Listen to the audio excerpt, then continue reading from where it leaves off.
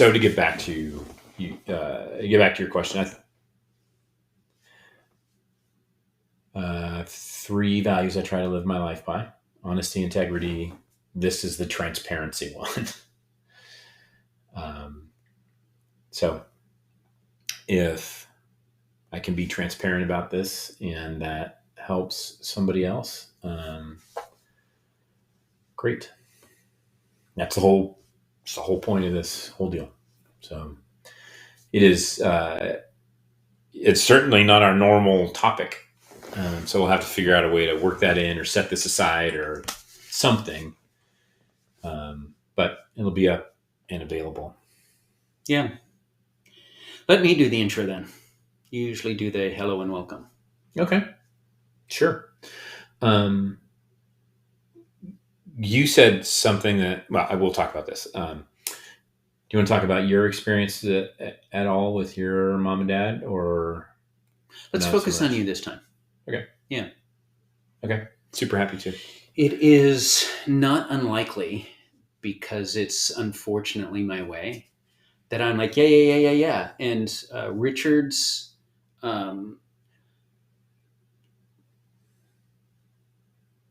sometimes the downside of Richard's method of connecting with people, when it can come off like I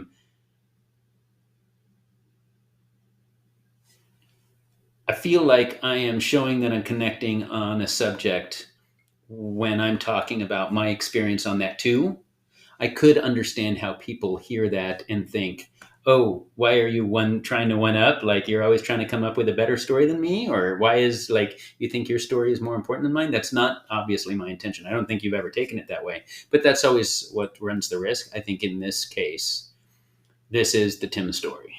I don't think it needs to be embellished that much. And I can't believe that I'll be able to keep my mouth shut. So don't worry about that. Like, I think if my intention is to keep it as little as possible, I'll probably land at normal.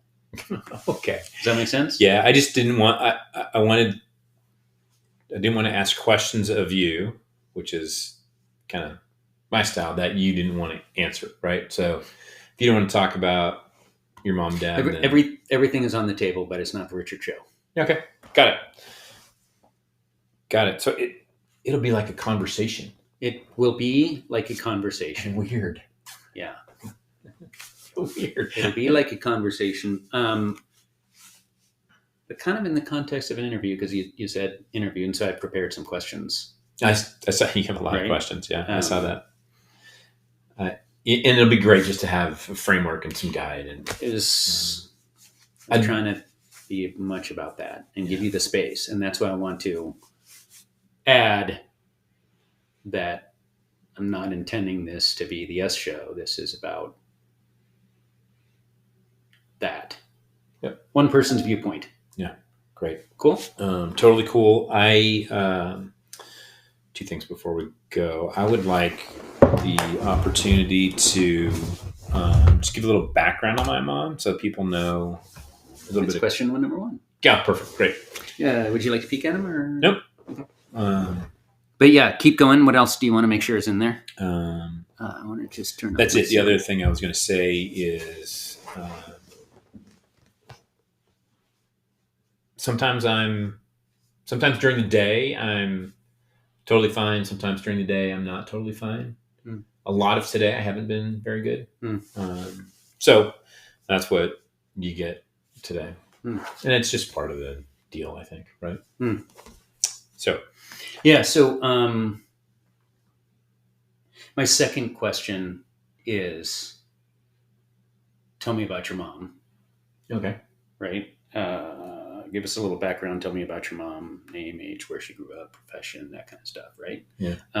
The first one is, tell me how you're feeling right now. And that's because I don't want to go through all the objective stuff before you, like, just. When I used to race triathlons, even though this is completely not going to make sense, it actually makes sense in my head. When I used to run triathlons a lot, because it's a long time on your body and you're trying to go as all out as possible. Yeah. And in fact, I had a coach, which I think you originally introduced me to. What's her name? Wasn't it? No? I have no idea. She's like, on one race, Richard, I want you to go all out until you crack and just walk the rest of the way. If that happens during the bike, coast after that and just kind of finish as you finish, but just go until you crack. And what I found was I cracked a lot later than I thought I did. Huh. And one of the ways that I would think about that at the end, because you've got the swim, and then you've got where you're changing your stuff, and then you bike, and then you come back, you put away your bike, you change your stuff, and then you run, and you come back across the finish line.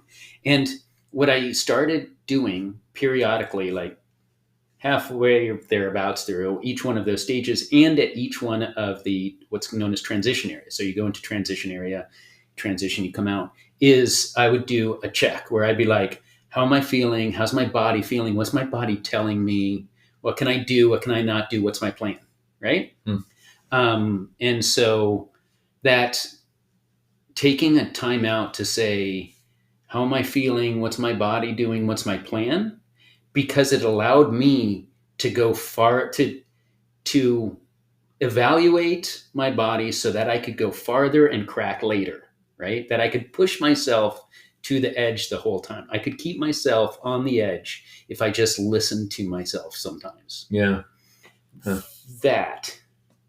Does that have any analogy whatsoever about like, you got to take a pause and ask yourself the question before you start going into the objective stuff, before you start pedaling?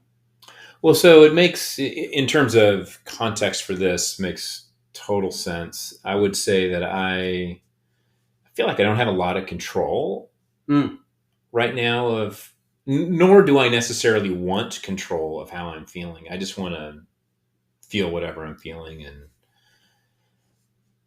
I recognize that it's just part of the deal, right? So sometimes it'll be okay and sometimes it won't be okay, but I don't want to hide from it. And like distract myself with work, for example, which I'm 56 and 55 of those years, 35 of those years is that would have been my MO. My MO is avoid. Because feelings are stupid and they should be shamed. Or they don't feel great and they should be avoided. All right. So those are the kind of the two things that how I wanted to set the table. And so let's get into it. Okay. All right.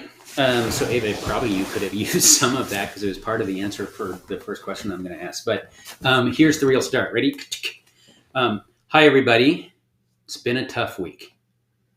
This week, Tim lost his mom. She passed away on Saturday.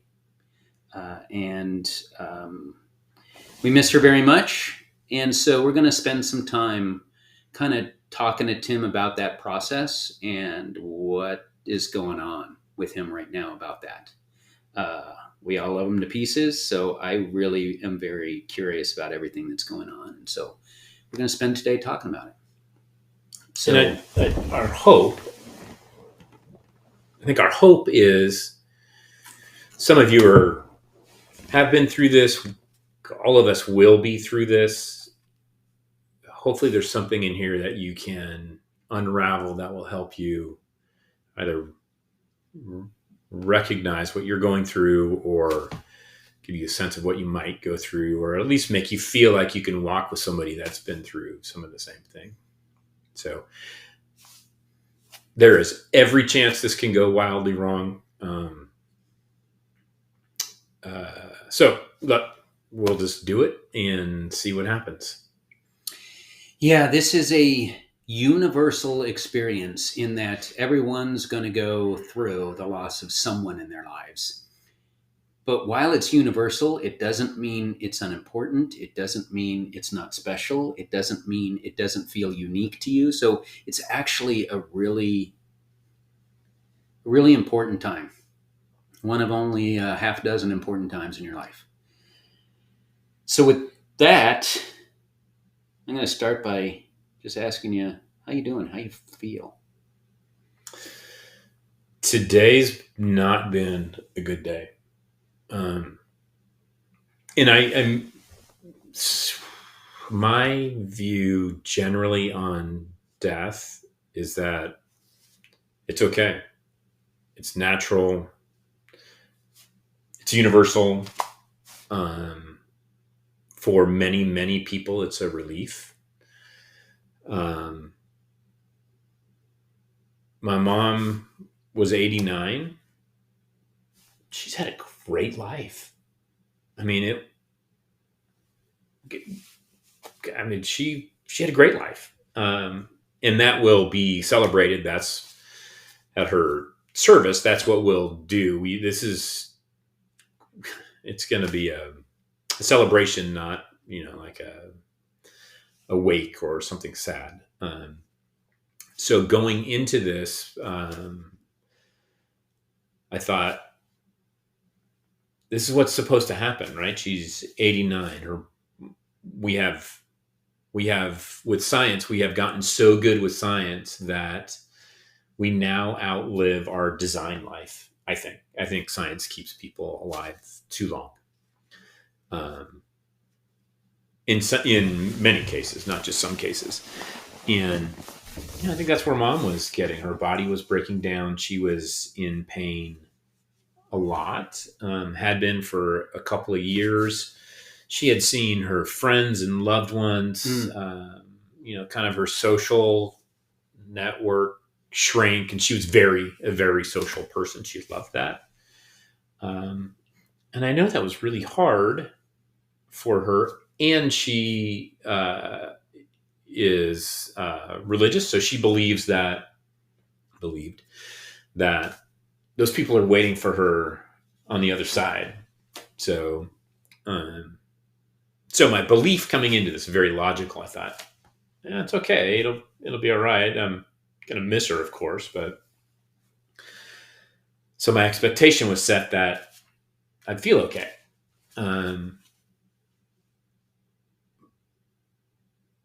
Sometimes I'm okay. Some days I'm okay.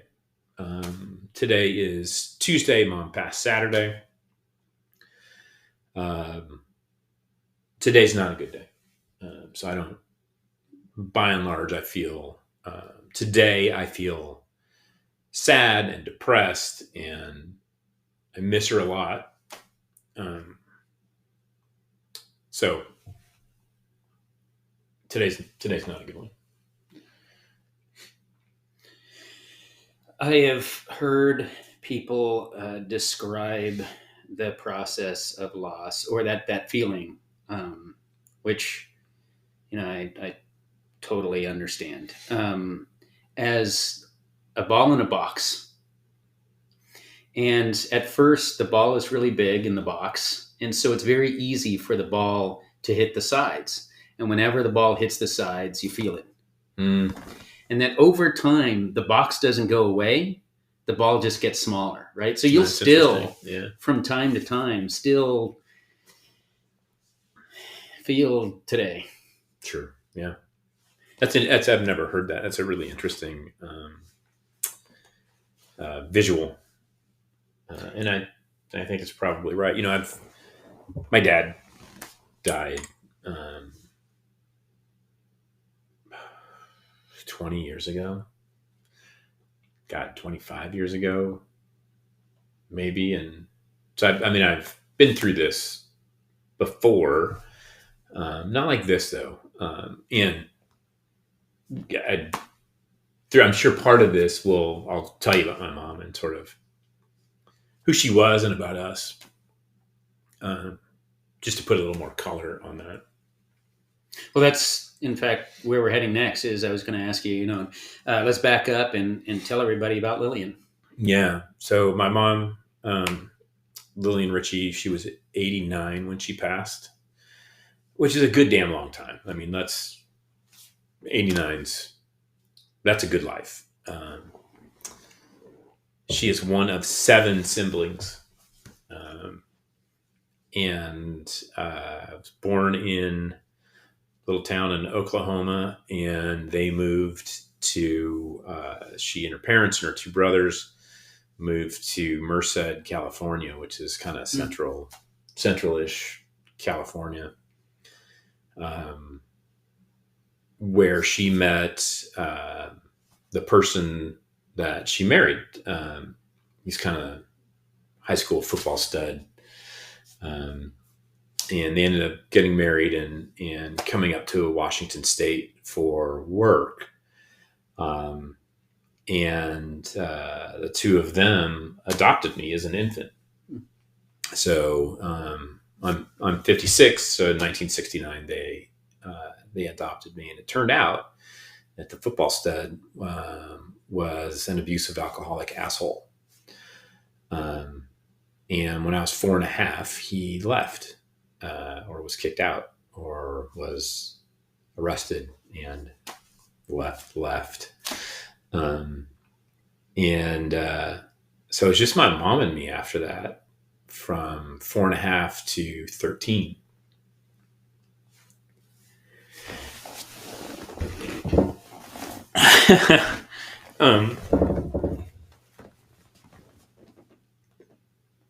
And she, harder than I anticipated. We can just sit a while too. Ava, you're going to have some editing to do. So my mom stayed home, or single mom, worked at the phone company her whole life. So dedicated to me and raising me and making sure I was comfortable and safe and felt loved. Just like that was her mission in life, and I never questioned it. And then we had very little. It was, she sacrificed an awful lot to get, clothes on me and food on the table and pay the mortgage and that kind of stuff. And did well, right? So she ended up being a manager at Pacific Northwest Bell, and in that, got annual raises or whatever, and ended up doing fine. And she made some money in real estate, and so we ended up being, relatively comfortable. And then when I was 13, she married the guy that I think of as my father, Jim. And Jim was also a lifer at the phone company, and he retired like a second after they got married. And then mom retired a couple of years after that. But it was a 13 to 18. I lived with them in the Kenmore, Washington area. It was great. So she retired. I went off to the University of Washington, met you, and you took care of me since then. Mom lived on her own in Mount Vernon. My dad died 20 or 25 years ago. Mom remarried several years after that, lived in Mount Vernon with Bill, a phenomenally nice guy, until he passed. And then a couple of years after that, she moved down to the Woodinville area in an independent living facility to be closer to Jackie, Nate, and me. And October 4th, she fell and fractured her L1 vertebrae in her sacrum, her tailbone. And that added to an old fracture of L2, and chronic and increasingly painful arthritis in her neck. That we chased that pain for 2 years, and it just wasn't getting any better. And she ended up, being on medication to try to make it okay, just to get through the day. And it wasn't. So as I think about mom and where she was, her spouses passed away, her friends passed away, she had two older brothers passed away. It's just her life was getting smaller and smaller and smaller. And I could see it, and I could see the pain she was in every day. And so in my mind, I was like, oh man, I don't want to live like that for sure. And it was hard to see her going through all of this and suffering through it. After she fell, she was in the hospital and emergency room for a couple of weeks, and then in rehab for a couple of weeks. We were preparing to move her to an assisted living place for 60 days or so to continue getting her strength back. And I believe, though it's not certain, Tuesday or Wednesday of her second week in the rehab place, she had a heart attack. And I believe that happened Tuesday or Wednesday because Wednesday evening I showed up around dinner-ish time to find her in the dining room, not functional. Like there were no lights on at all. She was not able to respond. She was not able to, even with me, which was a very special relationship. I'm not sure she knew I was there. She didn't speak to me, didn't eat, which she didn't eat very frequently anyway.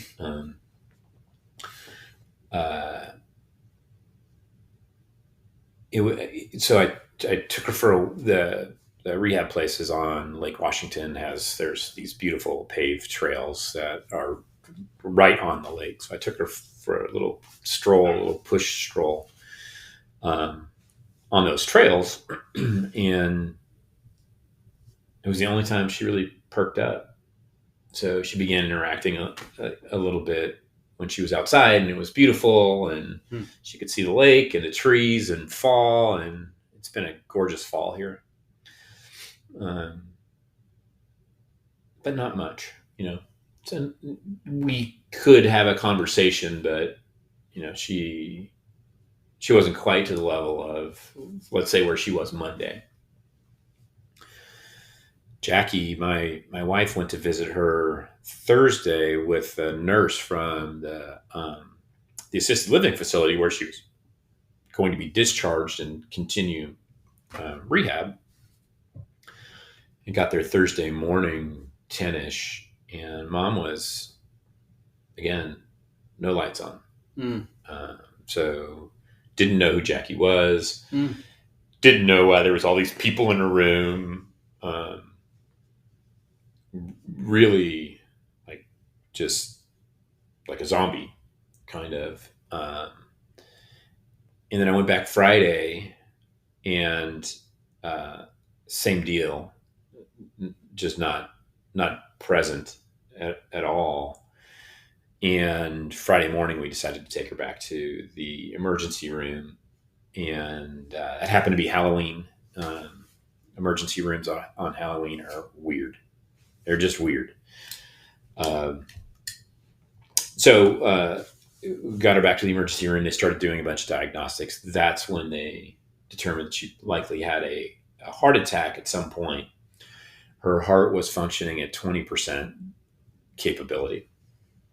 And because she was severely malnutritioned up to that point, which she has been for years, she just didn't eat. She had no reserves to even try to repair that heart. She had water on her lungs. She had water on her heart. They gave her medicine to improve that, and that damaged her kidney function. So it became this thing where it was compounding, and they were chasing symptoms, and didn't take very long to determine there was not going to be really much that they could do for her, and that she was never going to get better. And at that point, we decided that, consistent with her wishes, which had been documented very clearly. So here's a lesson for everybody: talk to your loved ones, document precisely what you want and how you want your end of life to be. We believe that generally we're speaking to a younger audience when we record these. So that suggestion is going to seem probably pretty weird for you. It is so important to have clear guidance, and Mom had thought this through a lot and had documented pretty clearly what her wishes were, and and had everything in order. So while I still had decisions to make, and they are really tough decisions about another human who you love, about their life and death, and what that should look like and what the right answer is, I had guidance, pretty clear guidance on what she would want. So make sure that's documented clearly, and wherever somebody can get it. So we decided that as a result of all that, hospice was the thing to do. And in hospice, they no longer try to cure any issues. That hospice is really about peace and comfort as someone dies. And we Evergreen Hospice happens to be across from the hospital, literally across the street from the hospital that she was at. Evergreen Hospital, they're affiliated, was phenomenal. The people there were incredible. The care that she got, the ambiance, that, it was such a peaceful, loving, wonderful, supportive place for Mom's end of life and for me and friends that were around. And ultimately, that's where she, after a week and a day, where she ended up passing away. So 1936 to 2025. It was a good life. She was fortunate and had lots of people that loved her and caused lots of good trouble, and had a really good life.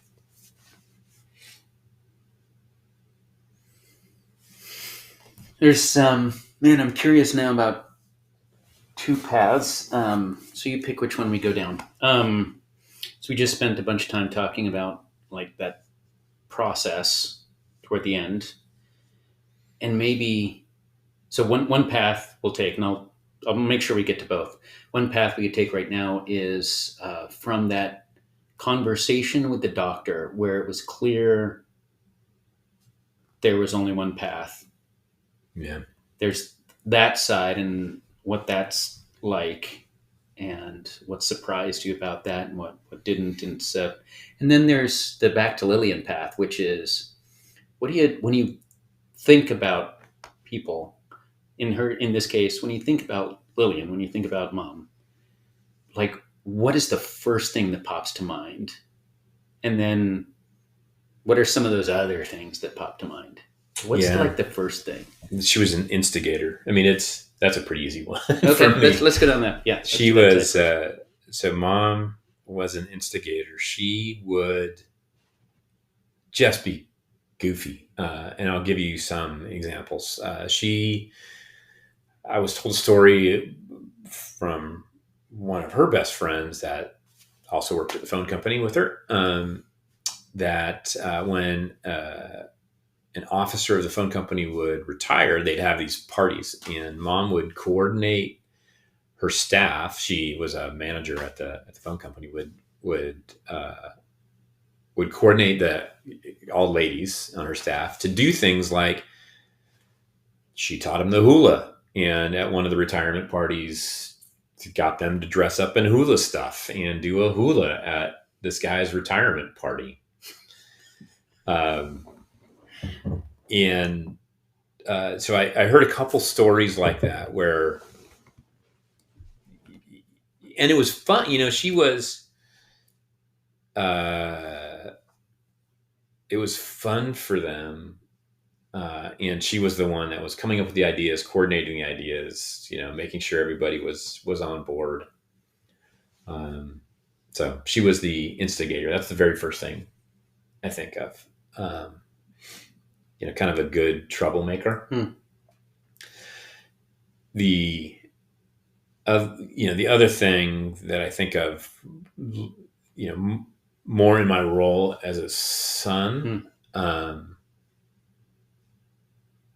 I was the center of her universe. And I never questioned it. And even today, I don't question it at all. I always knew I was loved and supported. I think that's, it feels unusual even for other parents. And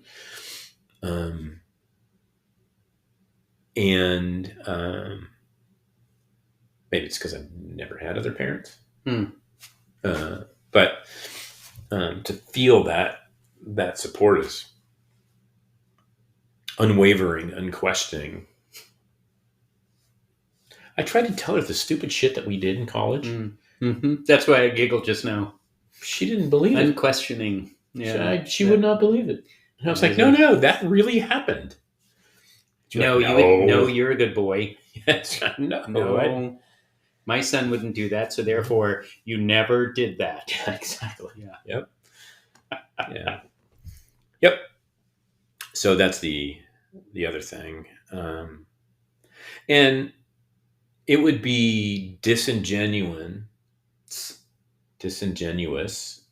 of me not to also call out the other side. Is Mom could be really difficult. I mean, really difficult. She particularly has not liked my wives. Any of them. And I don't know why. Not good enough for you. Or a threat. Like, that's how I've always sort of thought about it. You're central in her life. Yeah. So there was that, that other side of this, which is I'm going to describe as codependent. And that's the relationship style I learned from her growing up. It's the relationship style I took into my first marriage. It's what blew that marriage up ultimately. Well, that, and I did nothing but work. And I learned that lesson as a result of the end of that marriage. And I went exactly the opposite way with my second marriage. And we were so incredibly independent. Ultimately, that was the undoing of that one. And now I found a happy medium. So Mom could be challenging, I guess, and not just to my wives, but to her friends, to her family, to my friends.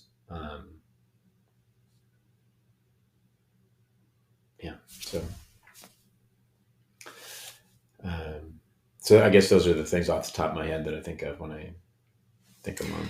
Yeah, mothers and sons and fathers and daughters. There's always a weird tension there. So I did have, tell me about the negatives on the list. Yeah. So yeah, I get that. I don't know. This is where you wanted to go with the question about the doctrine when the doctor kind of says. Well, before we get there, Yeah, let's okay. stay on this track for a little bit longer. And you and Lillian, you and Mom, Yep. same, different. How were you the same? When were you the same? What areas were you the same? When were you different? How are you different? What areas were you different? Yeah. Okay. That's a really good question. Hmm.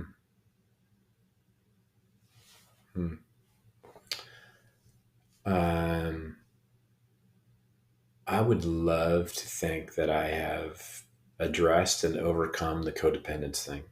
Like that's a really challenging relationship style. I don't know what to call it other than a relationship style. So definitely different there. I am super independent. Um, I have a philosophy that it is my first and primary responsibility is to make myself happy. And I have been telling the story for 30 years and I still can't tell it very well. Um, my responsibility is to make myself happy, and only in doing that can I make other people happy. If I'm not happy, I can't make anybody else happy. Now, it turns out that making other people happy is, I found, what makes me happy. So I like to give, I like to support. Those things give me meaning.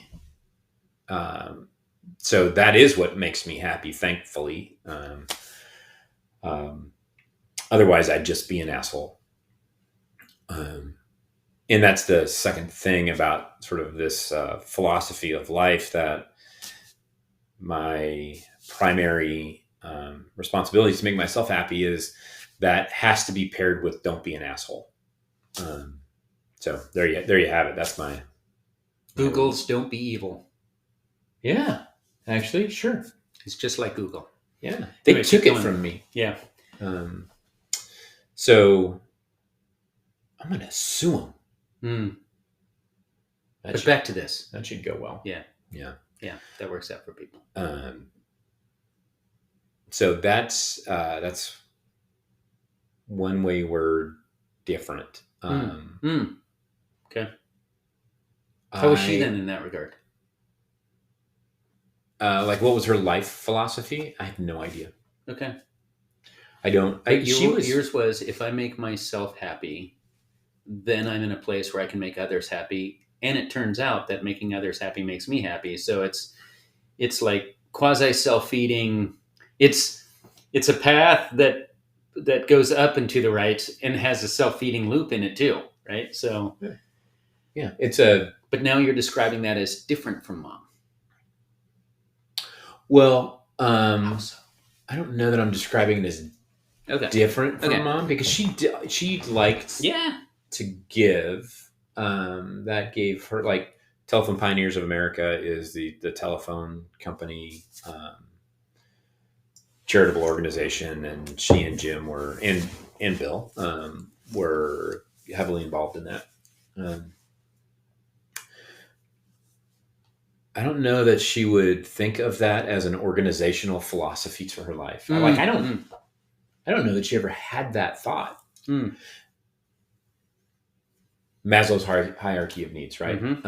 Mom, 7 brothers and sisters. She was the oldest daughter. She was, in many ways, the mother of that family, and put into a role very young where she felt she was responsible for the rest of the family. And as she went through her life, she never gave up that role with anyone. From 4 to 13, so there's 9 years where it's more of that role, right? Yeah. Well, and I think, I'm just saying, it even went to her friends, the people she was around, right? Like, I think she was kind of the mother hen that felt like she needed to take care of everybody. and direct everybody, and as a result was controlling in many ways. And there's lots of sort of knock-on behaviors that come as a result of that. I like to think I'm not controlling. So another way where we're different. I think you'd have to ask. Well, I'd have to ask you and I'm Jackie different. and Nate, right? I'm a friend. I'm not family, so I'm different. Yeah. So how are we alike? She was I described her very first thing was as an instigator, and I'd say I'm an instigator. I like to cause trouble. So do that. I don't know that I got that from mom, but maybe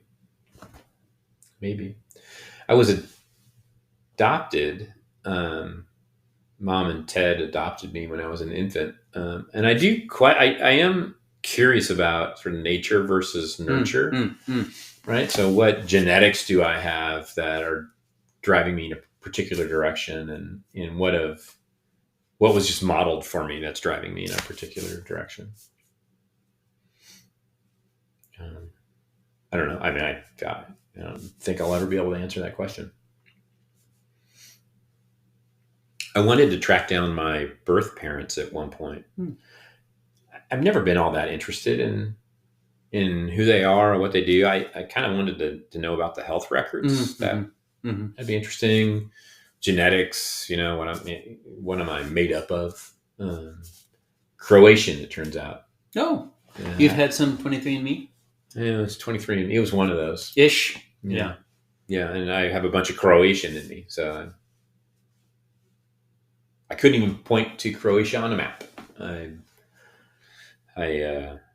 thought that was interesting, but mom was really threatened by me trying to track down my birth parents, and threatened enough that I didn't pursue it. And honestly, for me, it was like a 4. I was like, okay. That was probably going to be a pain in the ass anyway. So curious. Yeah. Not necessarily a driving force, just curious. Yeah. Yep. Makes sense. So, Maslow's hierarchy of needs, right? So, I think mom set me up, mom, Jim, and Bill, and set me up well, so I got to start higher on that hierarchy of needs than she did. Right? I had different responsibilities, different drivers. So, my God, I was so fortunate for that. And it compounds on itself, right? Nate's further along than I was. So, and his kids will be further along than hopefully he is, right? So I'll have to, I have a thing on this where, and I've talked about it with my kids. We'll see what happens. Is every parent belief system. Every parent has a responsibility to start their kids off higher than they were started. Yeah. It's the kid's responsibility to do something with that. Yeah. So otherwise that cycle that you said stops. Right. Right? Right. Yeah. And there's the other saying of a tough life makes a strong man who makes an easier life for an easier man who makes a too easy of a life that creates the weak man who creates the hard life that creates the strong man. Yeah. Right? So something about a 3-generational cycle of easier, tough, easier, tough. Yeah. So I don't know if that's true, but that makes sense to me. Yeah. So Nate, Ava, Joey, you're on notice. Yeah. Yeah. You mentioned earlier too that young people may be watching that may or may not be an appropriate message for you all. But it's also, I would expect there to be some Gen Xers watching this, and we're at the older end of Gen X. So I'm hopeful that there are some people watching this whose parents haven't gone through this yet that might get something out of this too. So keep going. Yeah, that's great. Thank you. Because really, I've been thinking about sort of Nate, Joey, Ava demographic, right? I don't know that there is a right answer for those of you that are going to need to make decisions about your parents' siblings' well-being or continued being, even. Like I have given life and death a lot of thought, not in a morbid way, but in a evaluation, right? Like, what do I want my life to be? And I am very, very clear that I am a quality, not a quantity person. My grandma lived to 103. Pretty tough the last year, and 102 would have been good enough. I'm 56. I tell the people around me I could walk out this office door tonight, keel over, have a heart attack, be gone. I'd be so happy with that. Like, Maybe not happy. Hey man, I have had such a good life. I am so incredibly grateful. I don't need any more. Right? I just don't need any more. Does that mean you don't want any more? I'm not exactly sure how to take that question. So here's what I hear you say. So tell me where I'm wrong. Yep. So this is in the form of a question, but I'm going to phrase it like a statement. Okay. Tim is satisfied with his life and his accomplishments and where he's at right now. And so he wouldn't be unhappy if it was his time to go. That said, does that mean that you feel like you're done accomplishing new things, so you're just riding it out? Or does that mean like being satisfied doesn't mean being done? Yeah. In my mind. Does it in your mind? Yeah, it's a good question. It does not. Yeah. So the first half of your statement, absolutely right. Right? Absolutely right on. Yeah, I hear you, brother. I have been so ridiculously fortunate in my life. Like, I am incredibly grateful for the circumstances I was, that my mom took me from. Right. I don't know anything about my birth parents, but my mom took me in, right? Chose me. I had huge abandonment issues when I was young. And again, another thing, I went through a bunch of counseling and had to work through. Because she chose me.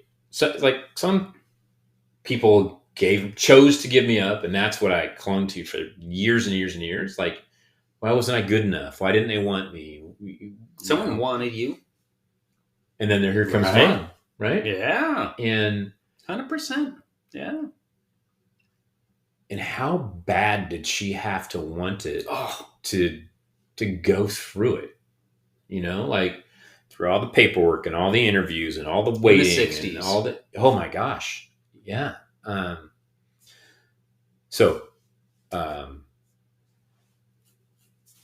She chose, right?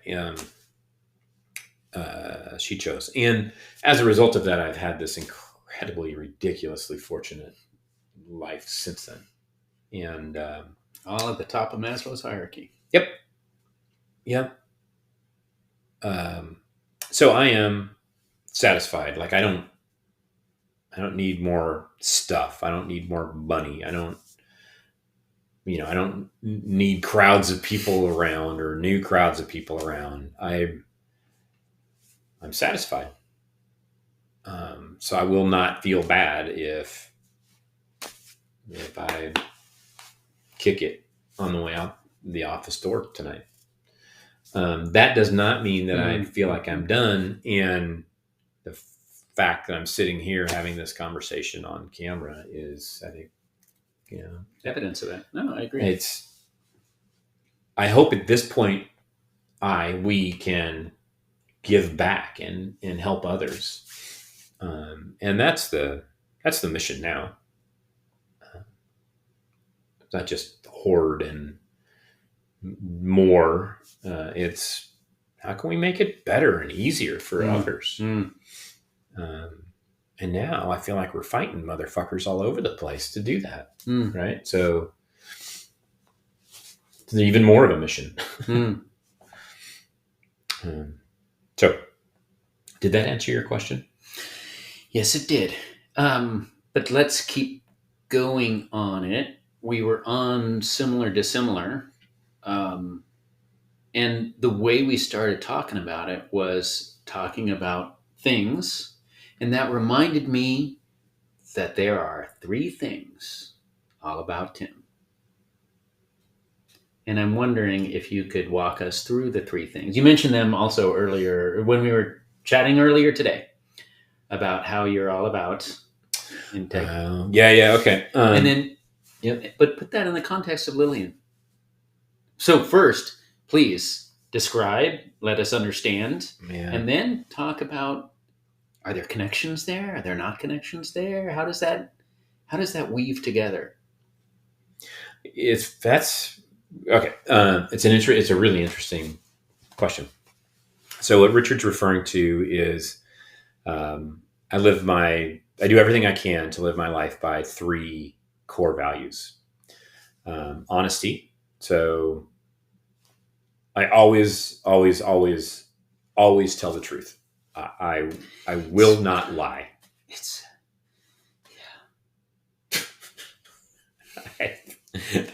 I'm not smart enough to lie. I don't want to spend the energy lying and have to remember the lie.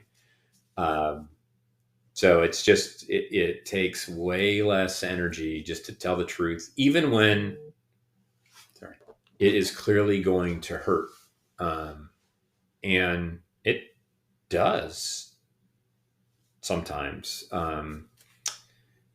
I own and run a business, and I tell customers the truth or prospects the truth, and sometimes they go away, or the lead doesn't convert. But I'm also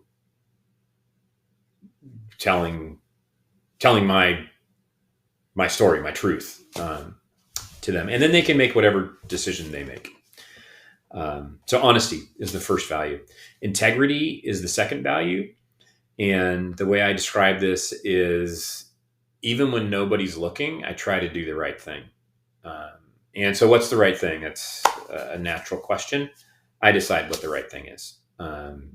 And people will disagree with me. My mom disagreed with me on certain things, particularly like it's a super highly polarized political environment right now. And my mom and I were on opposite sides of that political environment. And I believe part of my integrity is making sure that I am amplifying messages that I think are important. So I will do everything I can not to take us down a political rabbit hole, but living in integrity, even when there's nobody around to see what that is. And then the third thing, the third value is transparency. And honestly, that's primarily what this is about. That is, I don't ever want someone to question or guess what I'm thinking, or I don't want them to have to interpret it. And I'm just going to take a quick sidelight here. Please. My experience is women can't help it. Like transparency, I do my best just to say what something is. I find that women in particular take those words and then try to interpret what they mean. And I work really hard to just say what they mean. So I do find that this transparency thing gets me in trouble more than the other two relatively regularly. And it seems to be gender based. Hmm. I don't know if we train women to be more, well, maybe it's smarter. I don't, if they have to be more circumspect. But it's a clear pattern that I've seen. So honesty, integrity, transparency. Today is about transparency, and hoping that you can get something out of this. But the question, Related to mom. yeah. Yeah. Um, So thank you for that backup. Now, yeah. does that connect to Lillian? Does that? I never thought of it in relation to mom. You mentioned nature versus nurture. Yeah. Um, I don't know that I have a good answer for this.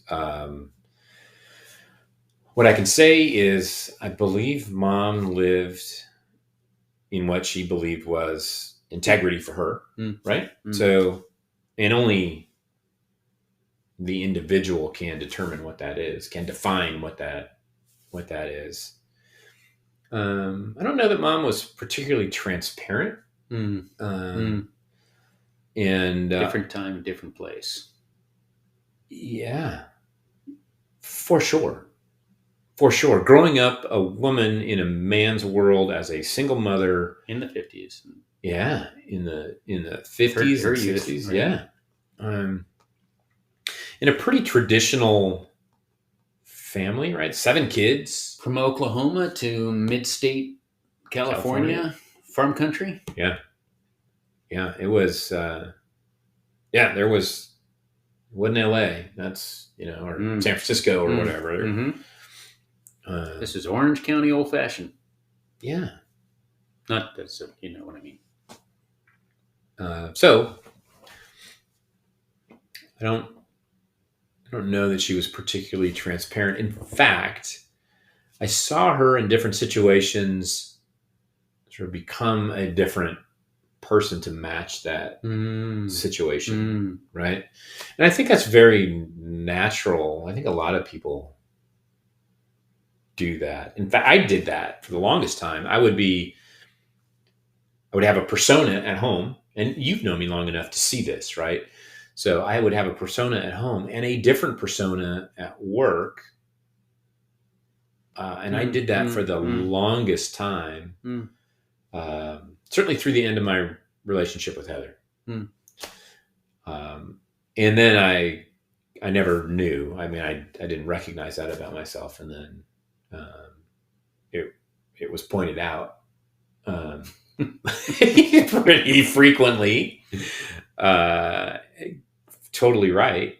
And so I worked on that really hard. I now try to be, and it's way less energy, by the way. If you just are who you are and that's how you are, and it's taken me to a place where you can like me, you can not like me. Okay. Great. And I wish you the best. And this is who I am. So that's what it's going to be. And I think my experience from that has been a lot of people fell out of my life. Like when I made this shift, like there was, I would say 80% of my friends went away. Holy cow. It was, well, because I had been living this, not who I was. Right. And then when I started just kind of working really hard to just be me all the time and not position myself for, somehow not be true to myself, yet be more attractive, likable, something to other people. When I just started, here's the Yeah. very strange lesson in this, and this is a life unlock for me, without a doubt. When I started living who I truly The authentic you. am, thank you, yeah, the authentic me. Bunch of people went away. Interesting. What's more interesting, I didn't look for new people. Like I wasn't out seeking something, Mm-hmm. but they were drawn to me. Like Mm. better relationships. My career took off. I started making more money. Like the great Oprah Winfrey describes this as flow, I think. And that's what happened. I didn't expect it. I didn't even recognize it for several years. And then I was like, holy shit, there's a whole bunch of new people around and they're great. And we truly like the same things. We truly, kind of align on values and interests. And it didn't feel hard to spend time with them or talk with them. It was very natural. And some patsies like me that just hung around. And some patsies like you have been there all along. And didn't even notice anything. Interesting. Really? Yeah. That's really interesting. I must have gotten the authentic you the whole time. Or we were too dumb to recognize it. I was drunk all the time. Yeah. Yep. So I thank you for bringing that up. I didn't think about it, but it was definitely a life unlock for me. Yeah, for sure. So, integrity, transparency, the other one's honesty. I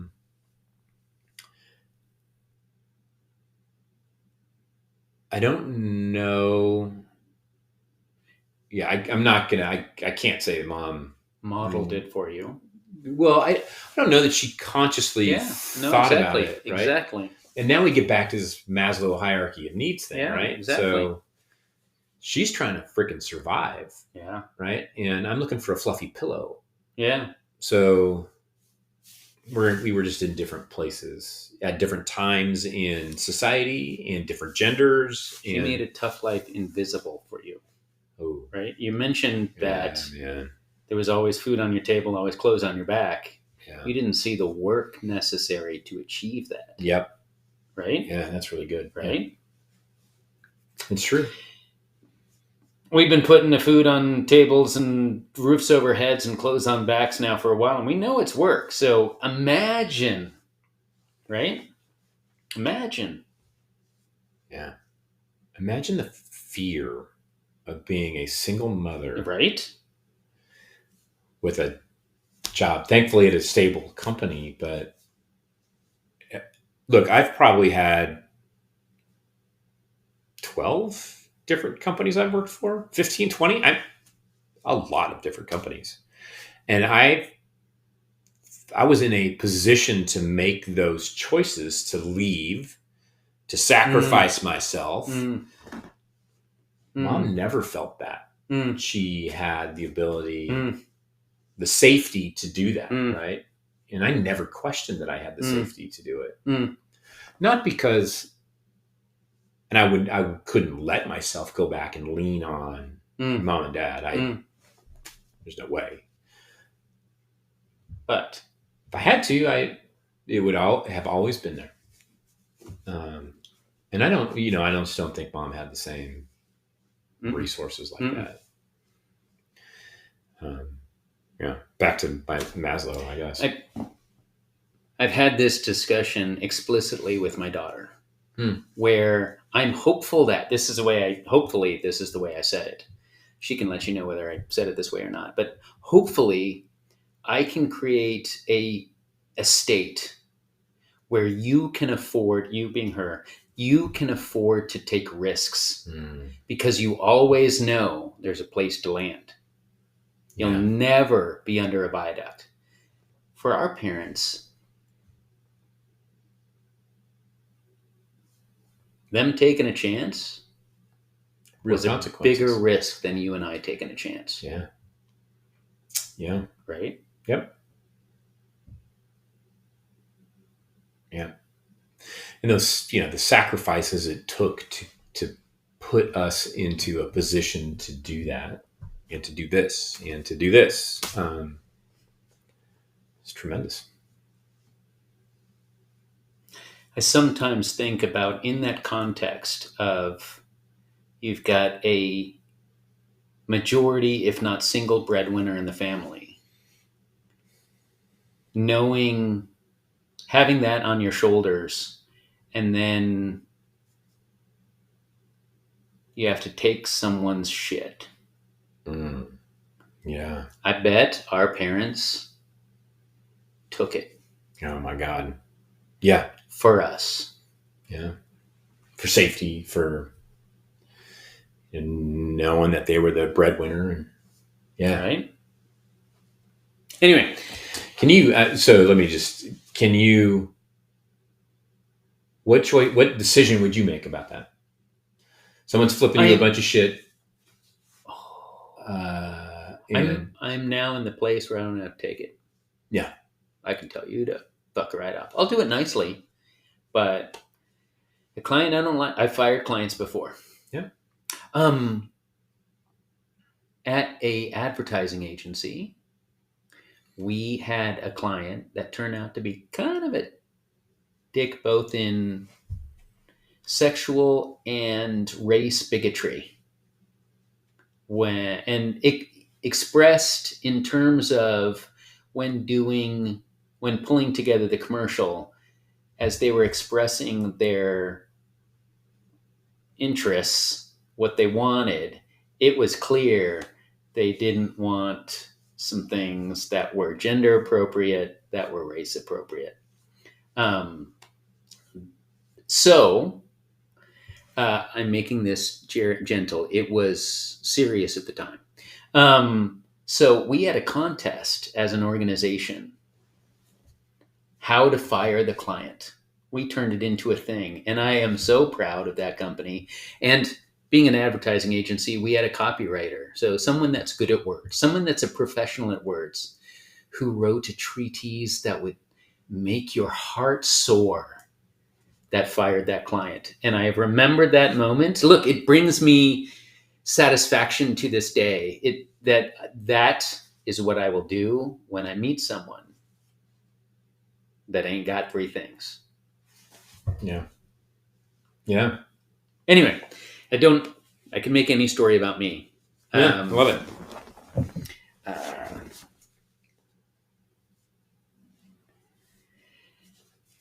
You mentioned thinking of your mom as an instigator. Prior to the past few weeks, is that how you expected? Is that the memory you expected to be top of mind as you thought? Yeah. It is? Okay. Yeah. So that's consistent. Totally. Yeah. It's not that, wow, going through this process has changed how you see her, think about her, remember her. I mean that in the instigator in the best way. Oh, of course, yeah. The person that, so people are sending me pictures of mom, and she's always in the 4th of July outfit, or the one handing out Easter bonnets that people are wearing, or singing in front of a group. Like, good singer. No, she wasn't. Okay. No, she was not. No. She couldn't carry a tune in a bucket. She loved to sing, though. Loved to sing at church. Mm-hmm. Loved to sing whenever she got the chance. Christmas parties? She brought in that guy, Craig Jensen.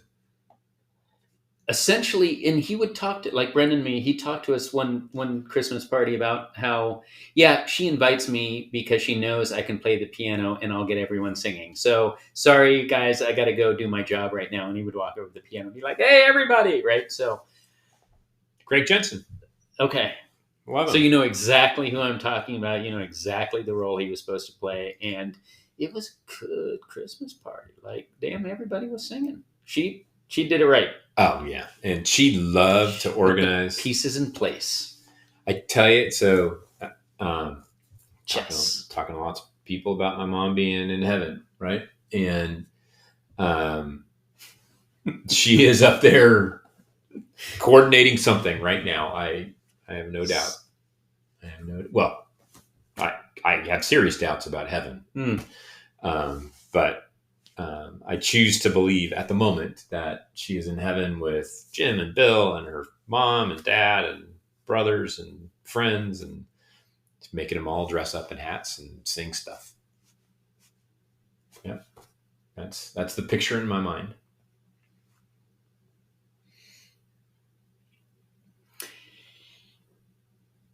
Let's change directions a little. Okay. This past week, Yeah.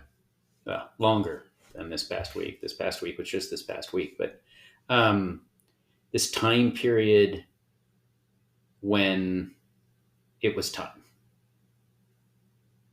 Talk to me about that. That's awful. Yeah. I mean, awful. Unexpected. Mm. Um, if you fall and fracture your L1, you're going to be okay. It's going to hurt. You're going to do rehab. It might hurt for the rest of your life, but you're going to be okay. Lots of old people die from falls, and I didn't like. You hear the stat, and you're like, "Man, they just broke their arm." Like, I don't understand. And in this instance, I think my mom's the medical term is comorbidities, but her overall health condition was not great. So people say the fall caused this, right?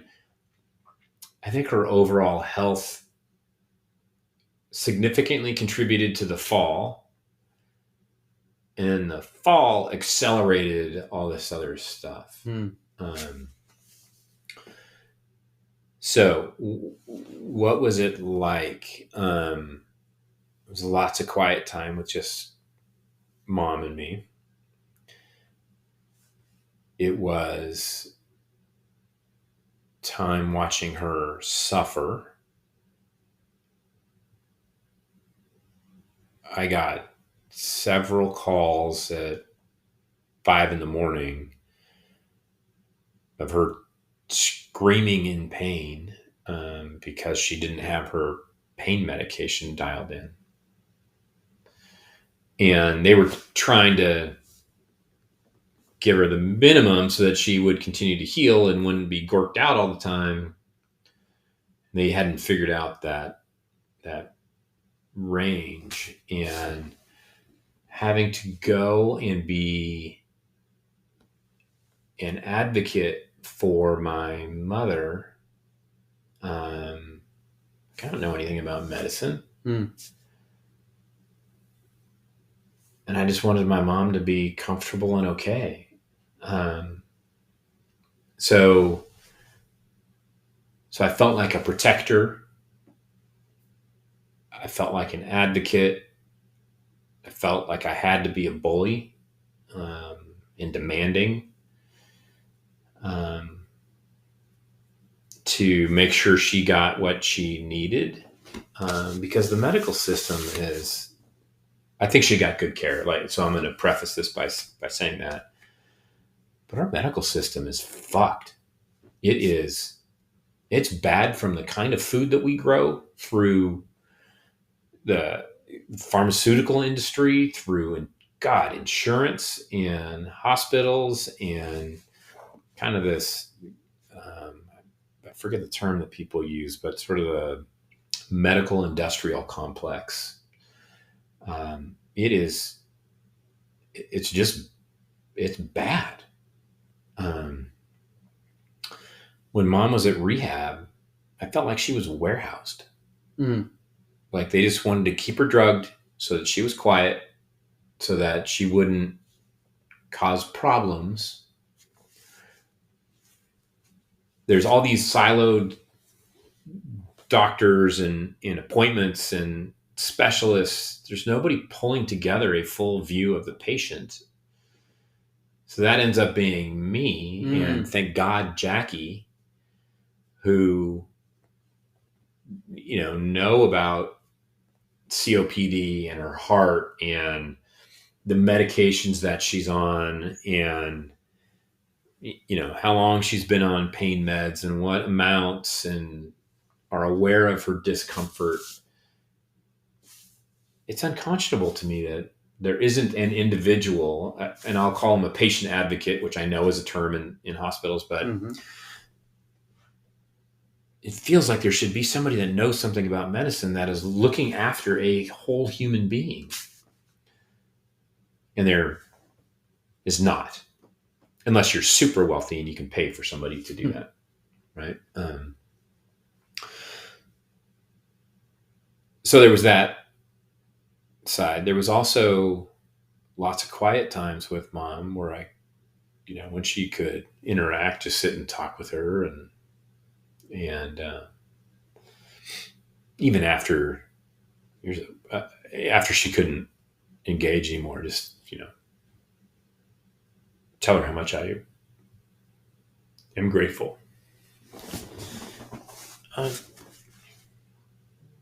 And how much I got from her, and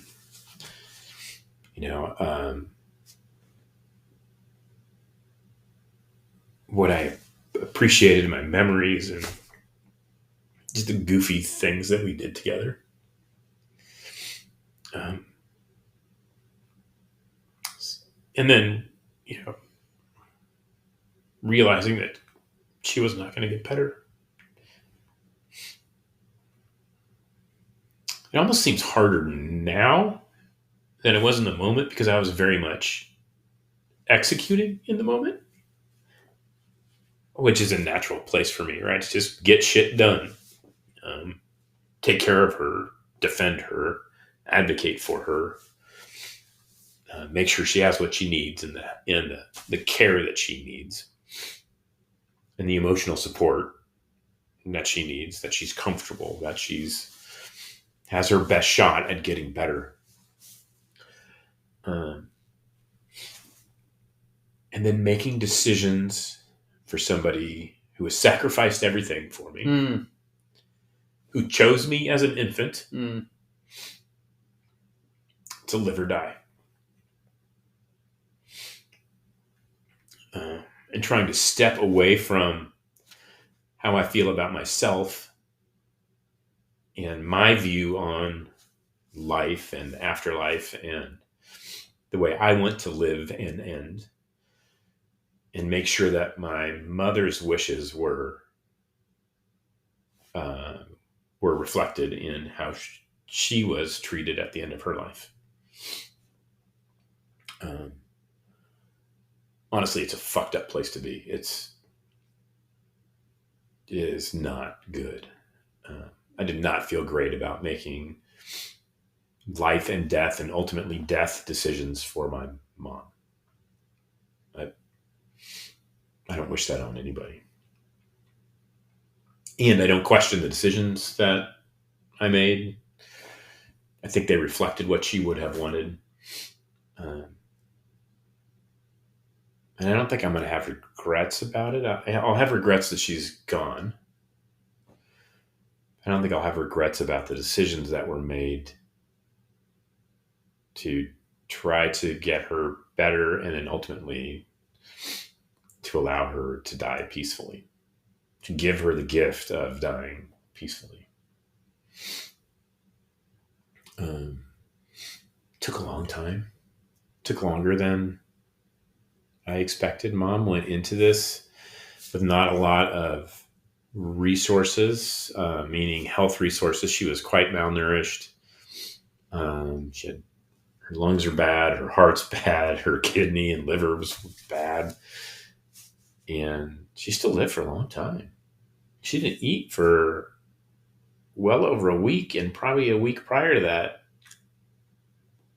I bet she didn't eat more than 2 cups of food. Uh, so it was not good. And it took an emotional toll on me during that period. Back to the gratitude and fortunate thing. I have the flexibility to leave work. And I didn't really engage in work for the last 2 weeks. But I have a team around me that are able to function well, and the company's doing as well as it ever has. And um, but that's just dumb luck, right? It's what I mean by that is I notice you. Is it? Um, I think I'm very fortunate for the team in the company that I have. I am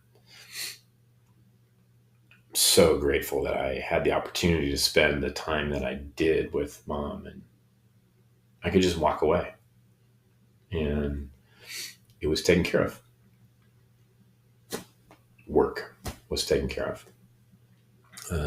Truly, my team shined and supported me and mom in the company, and the 16 mouths that we feed um, through this without a hiccup.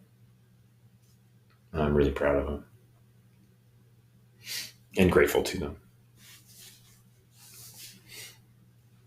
Uh, I forgot what your question was. Sorry. No, you're doing great. As part of this, we were talking about kind of what this last process was, and not to compartmentalize it, but it was, from the injury to the rehab, back to the emergency room to hospice. And so I heard you talk about a couple of those points, and being super happy with some, being less happy with others, having to advocate a lot. And then in there, back at the hospital, and you mentioned having to make tough decisions, having to do so, trying to take what would I want out of it to what would mom want. And you also mentioned that on the one hand, it was very long. The process felt long. On the other hand, it was a surprise. Um, Going back to the emergency room and coming to that point where we're not going to go back to rehab, we're going to go to hospice. If a lot of this was a surprise, what was that like? Yeah. When we were, yeah. So when mom went back to ER, so she fell, she went to ER, she was in the hospital for 2 weeks, and then rehab, and then back to ER. When we went back to ER, we didn't know about the heart attack, right? I believed that, no lights on, a zombie kind of presentation. The way I engage with moms, I mean, she just wasn't there. I thought that was the painkillers. Hmm. In fact, Convinced. I was sure of it.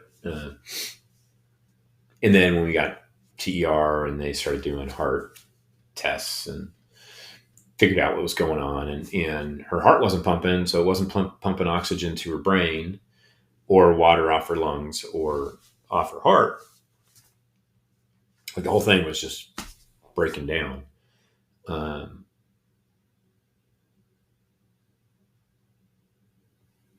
The hospital was fantastic. It was the first time that someone really, I felt like they knew for sure what was happening. Mm. Like that, I had With certainty. Yeah, I had lots of confidence in the result. Mom had a pacemaker, so they couldn't do MRIs on her. Mm. Mm-hmm. God, that would be I bad. think it's MRI. It's some. If she had something made of metal, Yeah. that So it was must be an MRI. magnetic in her, or it could be affected by a magnetic field, that would not. Yeah. So when she first fell, we couldn't.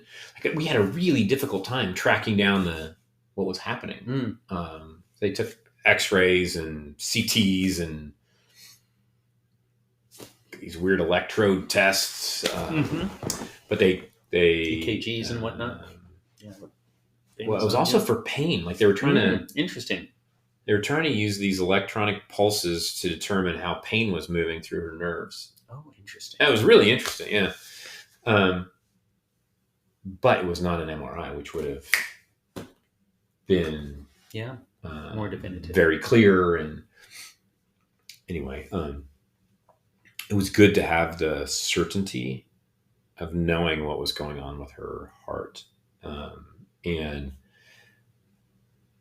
the doctor said she's not going to get better, and I'm like, get me a cardiologist. And the cardiologist came and did a consult and said, "Yeah, she's not going to get better." So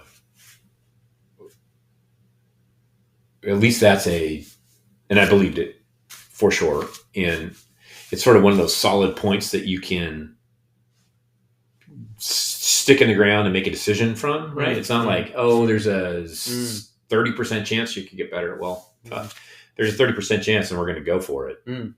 But knowing she was, probably never going to get out of bed again, takes you down a pretty clear path. And again, this is what Mom had considered many years ago and sort of documented. So she didn't want to live like that either.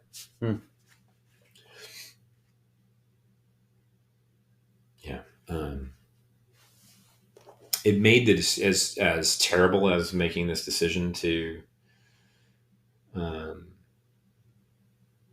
put her in hospice and not continue to try to fix it. It made it pretty clear, and her instructions made it pretty clear what she wanted, how she wanted to end, and how she wanted to live. I'll tell a 20-second story that nobody's probably going to get but me. Earlier this year, I had to put down my favorite dog ever. She was 14 and started having significant health problems. Can't talk to a dog. Dogs don't write medical directives. And it was uncertain. And to this day, I am uncertain that I didn't do it too late or too early. But it was awful. For this, at least, there was more direction and more certainty around it. So what's my point? My point is certainty is good. Certainty is good. Was there anything that particularly surprised you about the process, or that stands out that you remember about the process, or even not that you would have done differently, but like to warn others about? Yeah. My mom was an instigator. She loved to have people around. She loved to be doted on. She loved to be the center of attention. And for the last 2 weeks, it was a turnstile at her hospital room. People coming in or calling. It was a frickin' circus. And I am certain that she loved every moment of that. I have no question that she absolutely loved that. Not great for me. and it wasn't about me. Um, so lots of people got to come and say goodbye and um, spend time with her, and I think she loved that. Uh, you know, for me, I had a couple of people around me pretty constantly, and that was incredibly supportive and important for me. Both of those things surprised me. I didn't expect to have so many people in mom's room all the time, and all looking to me to make every single decision. Uh, like whether to give her water or not. I mean, it was weird. And I didn't like being in that position. I think it was my role, but I didn't like it at all. That's mom's role. She should have to make those decisions. Um, yeah, so I didn't like that, and I hope to never have to do it again. Um, uh, the takes a long time for somebody to die. Um, that really surprised me. I expected mom would be a day or two, just giving how depleted she was and how many systems were broken down or breaking down.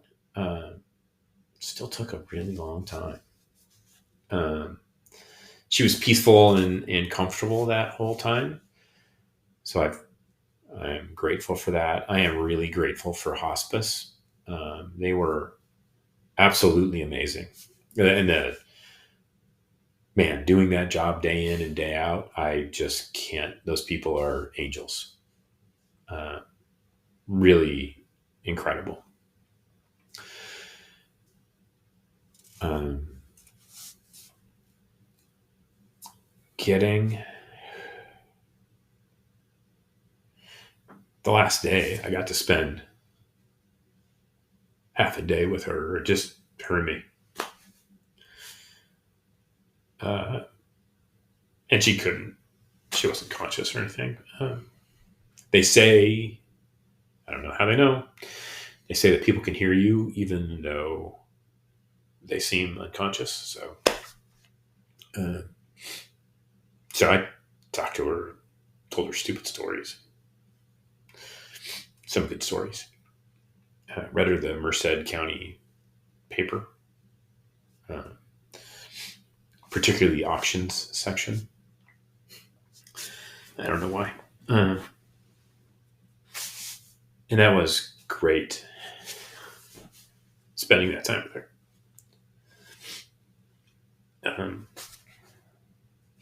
I feel if you knew my mom, this would not surprise you a tiny bit.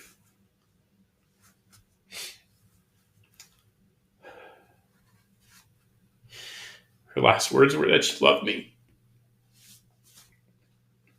Who does that?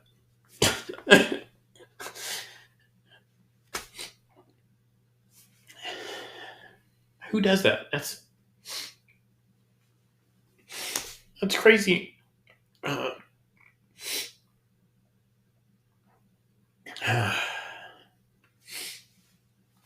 um, so that surprised me. Um,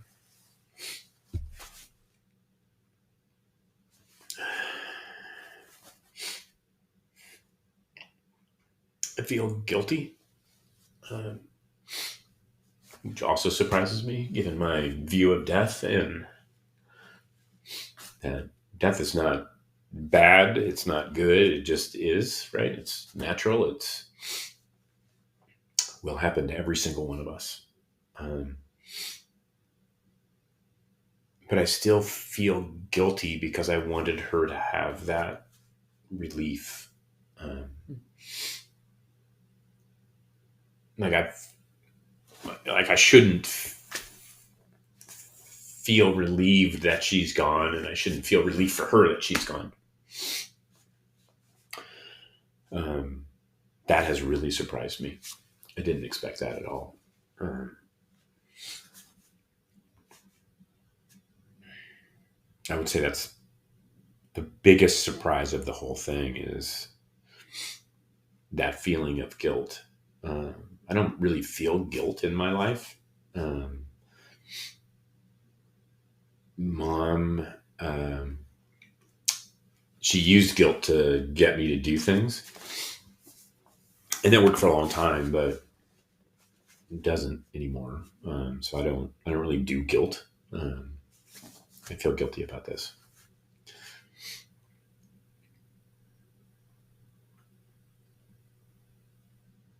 Yeah, that's the biggest surprise.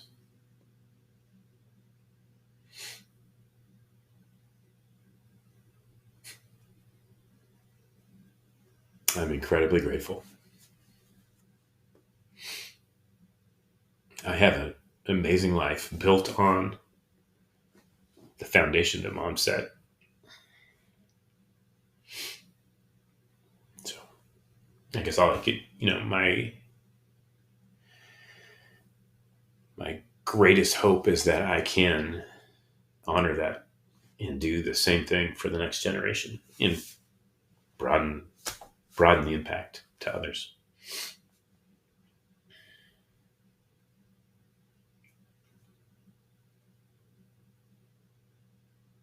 I will miss her. She could be a complete pain in the ass. I will still miss her. I can be a complete pain in the ass. You will miss me.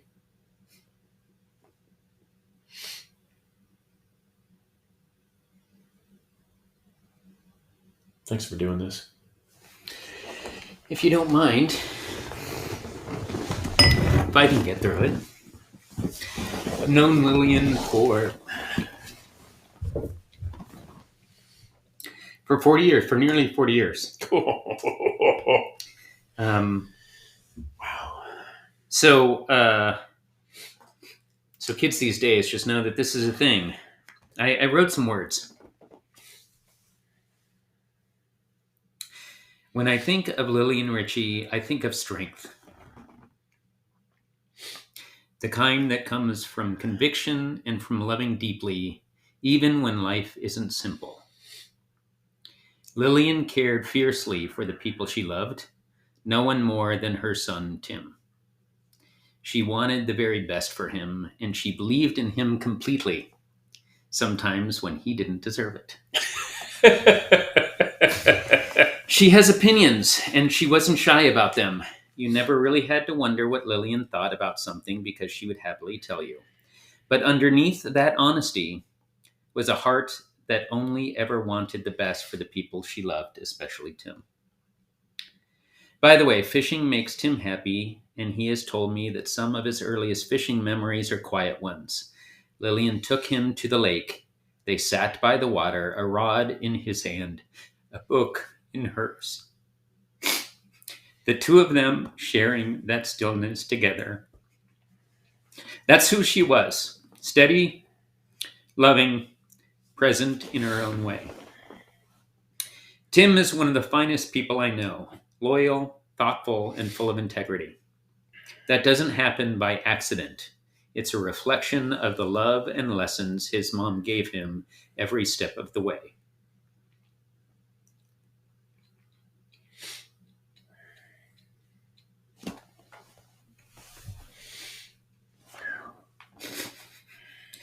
I honor Lillian for that love, for her strength, and for the beautiful, complicated, and fiercely loyal woman she was, and for the legacy she leaves in her son. Because in the end, her story lives on right here, in her son, and in all of us who were lucky enough to know her. I should have drank. You should have drank. Thank you. I'm going to miss her too, my friend.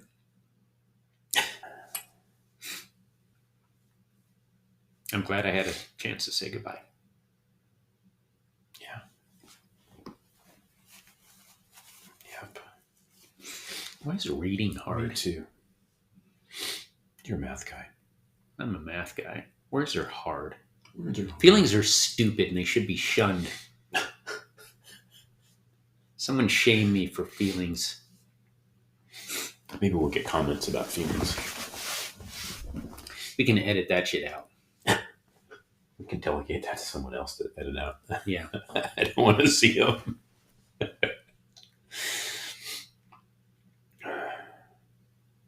I hope this is helpful to someone. It was helpful to me.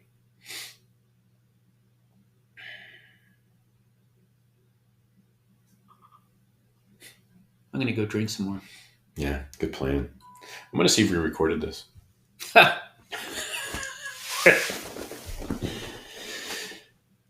Thanks for sticking with us through a special episode of Armchair Quarterbacks. Monday, we will be back to our normal programming. I hope you found this useful or moving or helpful in some way. Okay.